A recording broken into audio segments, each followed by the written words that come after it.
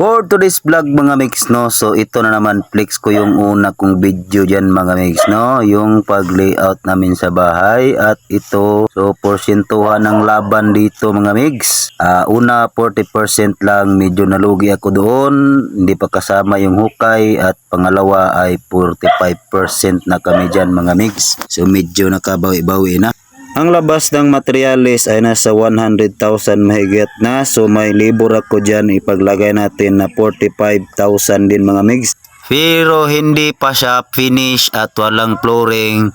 Structural lang ang aming usapan dyan. At dito nabuhusan ko na yan lahat mga migs. Poste, mini beam. So sa mga bashers na magagaling dyan sa pagkukonstruksyon, bahala na kayo dyan. Ito yung likod mga migs no. So ayan yung bintana, apat na bintana. Actually isang kwarto lang yan mga mix, pero full concrete.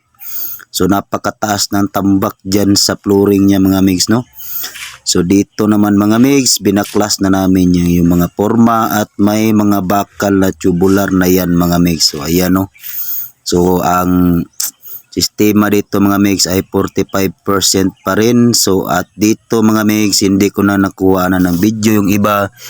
Hindi sa pagmamayabang, ako lang mag-isa ang nag-install ng mga tubular art parlance dyan mga mix, yung steel no.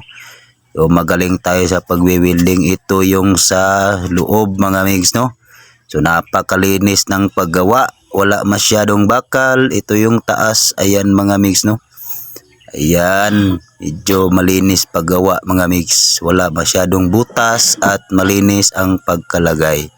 Pantay, eskwalado at libelado. Lahat yan mga mix no. So ako lang mag-isa gumawa dyan mga mix. At dito lagyan na natin ang bubong. Hindi na natin nakunan pa ng ibang video. So ayan, may bubong na yan mga mix no. Ang nabulagay namin dyan ay 4. So 8 ang ano yan mga mix. Walang puto lang mga parlance dyan mga mix. Ang tubular lang meron. 6 meters kasi yan mga mix. Kaya sinagad ko na 6 meters. So ayan mga mix no. Napakalinis at 2 na lang pala ang natira mga mix no. 6 na pala ang nalagay namin. So ito mga mix, napakaganda sa taas. Tingnan, daming puno. So at yan mga mix, natapos na naming bubungan yan mga mix no. Napakaganda ng kulay niyan mga mix no. Kaya may yupi-yupi yan dahil sobrang nipis.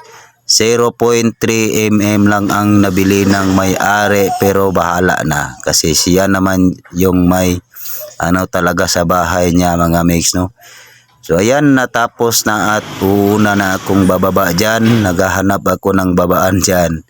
So napakaganda-ganda. Ito yung sa ilalim mga mix no. Walang mga butas, hindi tutulo yan mga mix no.